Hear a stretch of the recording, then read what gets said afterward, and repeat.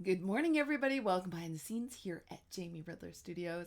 I am Jamie, and it is Wednesday. Yesterday, I had an amazing day. I went out for my fall photo shoot for Fresh Collective because I'm one of their entrepreneurial role models this year. And we had so much fun. I hope the pictures reflect what a great time I had participating and trying on all the fall gear at Fresh Collective. And I did come home with two dresses. One of the things I've known for a long time is dresses are a great addition to any wardrobe because boom, outfit, right? So simple. So I bought two great dresses that are very flexible. I could wear them to a party or I could wear them to a presentation.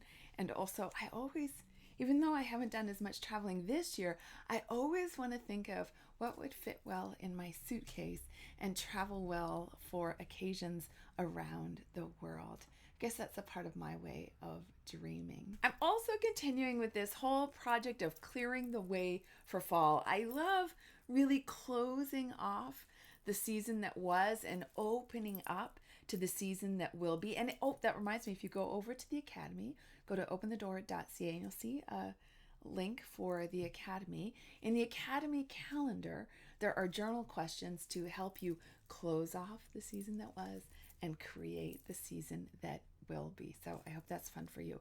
It's super fun for me, and I am trying to clear off all those outstanding to-dos, the ones that are sort of nagging on me that I haven't quite made it to yet this season, and also clear through my space. Now, there's some stuff I've decided that my mom's stuff that I still have.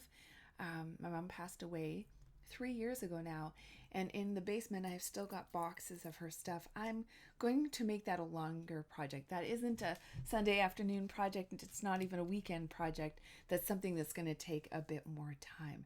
But this room and getting things in order and making sure that things are in categories and have a home, that I can do. Plus tidying up the whole space because my sister Susie is coming next week. Yay! I am so excited, and thank you to all the people. Recently, we've been getting a lot of notes about how everybody really enjoys the three sisters together, especially on Start Creating as we go. So that's me and my sister Shannon and my sister Susie, and that just means the world to us. So thank you so much. And we love doing Start and sharing what we are creating. And I want to show you a little something I created today, but I want to stick with this clearing thing first, because I think it matters to know what we are letting go of and what we are clearing the way for. So again, those journal questions will help with that. But I think sometimes, when we don't want to get rid of, let's say, that shirt, or we don't want to get rid of those books, or we don't want to get rid of that bowl, it's a great time to ask ourselves a deeper question. What does it represent to me? What does it represent to me? And I find that one of the things that's happening, there's this sort of emotional layer of all the things that I'm letting go as I feel my way through who is the me that I feel like, may or may not be true, but that I feel like I'm letting go of by letting this go. And is that okay and it needs to be mourned?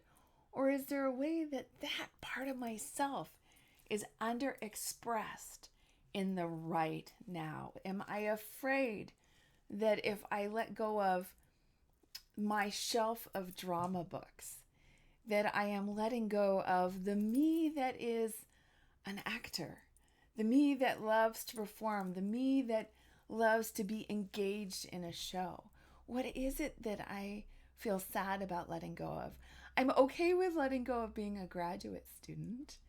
I will always be a lifelong learner, so that's in me. And I'm not concerned about that one, but what about that performance energy? And maybe part of that is making sure I have the opportunity to wear things like sequins. These are great questions to sit with because our things really hold so much energy. And that may be why we need more processing than we might originally be aware of as we let things go. And it may be an opportunity for us to identify what it is we want to keep and be really discerning to find that fine line of this part can go and this part belongs to me. The truth is our history belongs to us no matter what we hold on to. It's just easier to be in the energy of it, in the vibration of it when it surrounds us. But if you listen to my podcast with Danny Gregory last week, he said something really interesting. He was saying no to commitments and making sure there was space in his calendar because he said if things are too cluttered, nothing new can happen to him. Right? So if our energy is too cluttered, if our space is too cluttered, if our schedule's too cluttered, we have no room for the fresh and the new.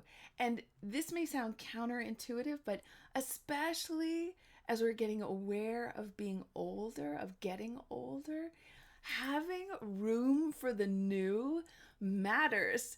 I think it is a way that we stay present and now and current and connected to the energy and the value of ourselves in this moment today, not just the story of who we have been up until now. So these are the things I'm thinking about as I take some books off my shelf or let go of old clothes. One thing I did yesterday just to have a break from this incredible but incredibly busy day yesterday was I was doodling. And a while back in Carla Sondheim's class, now we made these wonderful little booklets. Remember last week I showed you these doodles I did on watercolor paper? Well, that's been inspiring me to doodle in many places and find fresh ways to doodle. So I took one of those that I did, and I had made it like this, but you can see I turned it over like this, and I just started doodling.